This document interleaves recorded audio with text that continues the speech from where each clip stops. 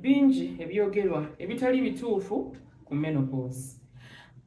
Katulabe biriwo ebituufu, biriwo ebitali bituufu ku menopause oba myths and misconceptions around menopause.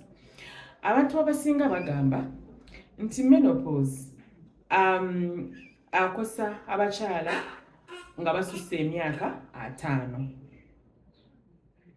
Yadde nga average ya menopause eri emyaka 52, waliyo n'abalala abasobola okuexperiencing menopause below 40, awo be tuyita abantu ababa bafunye premature menopause oba early menopause, naye nga average eri 52 years. Newabeerawo n'abalala abagamba nti menopause kitegeeza the end of sex life of a woman, oba kitegeeza enkomeredde y'ebintu by'omukyala okwegatta. Ekyo nno si kituufu, kikyamu. Yadde nga menopause ekendeeza obwagazi bw'omukyala okwegatta n'omwami, yadde ng'omukyala ayinza okufuna engeri ya vaginal dryness oba okukala, omukyala oyo asigala akyasobola bulungi okwegatta n'omwami we. Menopause eyo natural process ebeerawo eraga nti omukyala atuuse mu nkomeredde y'akaseera ke ak'okuzaala, naye tekitegeeza nti ate n'ebya sex biweddewo. Nedda, omukyala oyo asigala akyasobola bulungi okwegatta, omukyala oyo asigala akyasobola bulungi okubeera n'omwami we, wabula asobola okutawaanyizibwamu ebintu nga bye tugambye ebya reduced sexual libido, okukendeera mu bwagazi, naye ng'ate era waliwo ebisobola okukolebwa n'abeera ng'asobola okubeera ng'abakyala abalala abatali mu menopause. Ne wabeerawo embeera endala egamba nti all women, abakyala bonna bafuna severe hot flashes during menopause. Hot flashes twagambye kyekiri ekintu ekijja ekibeera ng'ebbugumu, omukyala n'awulira ebbugumu nga limuyiikidde, n'afuna olutuuyotuuyo, abamu ne bafuna n'emmeeme okubapakuka n'okutuyana, abamu ne batuuyanira ddala. Abo nno abamu balowooza nti buli mukyala yenna ali mu menopause akifuna. Bambi nedda, ekyo si kituufu. Si nti buli mukyala ali mu menopause akifuna, abamu tebakifuna. Yadde nga abamu bakifuna, naye ate abamu tebakola ki? Tebakifuna. Ebintu bino ebya menopause si buli mukyala nti afuna ebifaanagana. Ebimu abamu babifuna, ebimu abamu tebabifuna, ebimu tebafunirako naddala. Kale byawuka okusinziira ku bakyala ab'enjawulo n'engeri gye babeera beeyisaamu. Menopause ereeta omugejjo. Ekyo nabyo gyekiri abakyala abasinga kyogerebwa.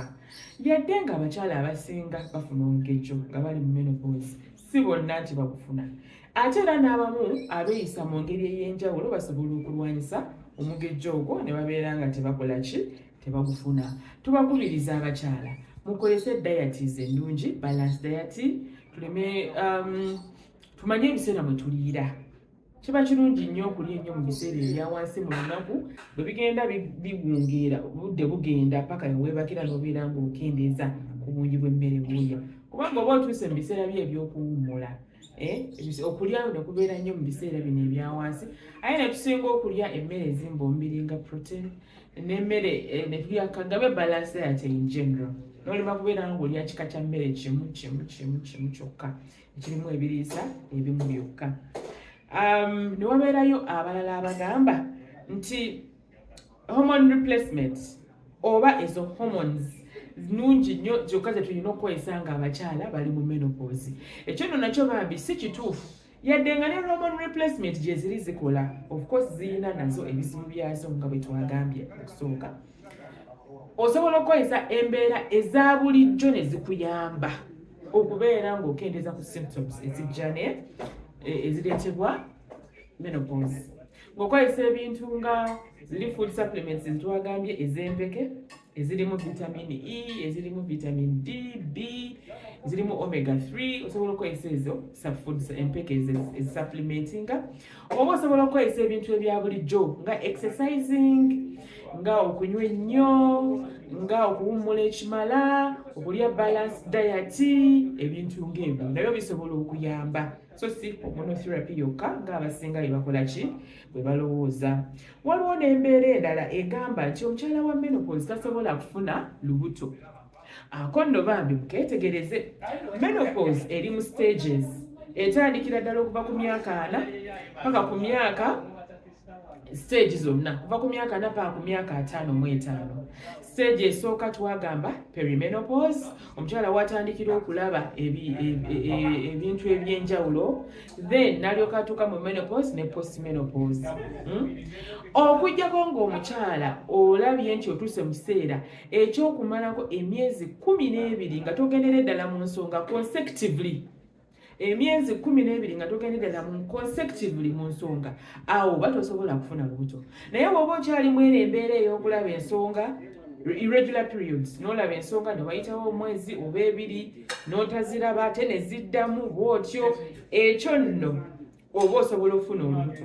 Ate n'ekirala, omukyala ali mu menopause, yadde atuuse mu menopause, waliwo engeri endala esobola okukolebwa eya saayansi, ey'abasawo abakugu gye basobola okukola, omukyala oyo n'asobola okukola ki? Okufuna olubuto oba n'azaala.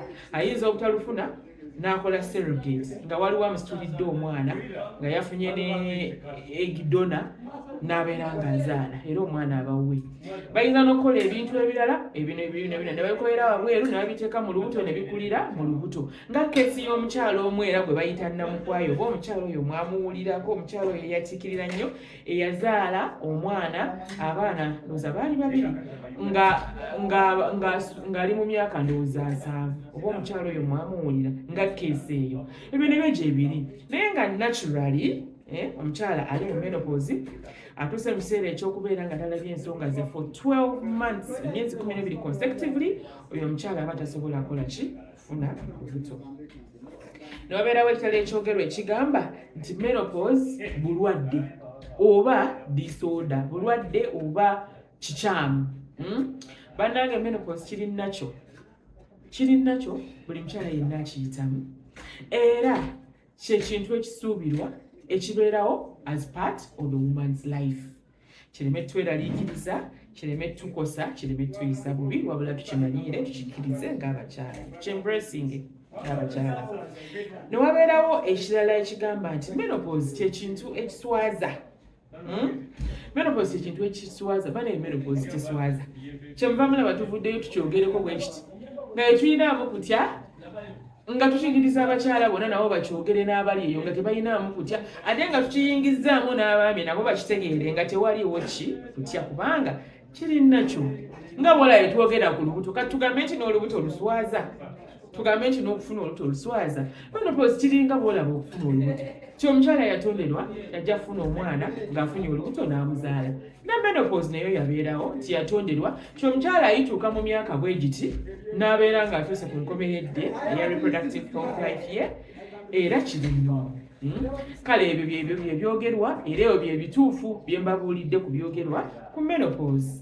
Tubeere bulungi, musiibe bulungi. Bye.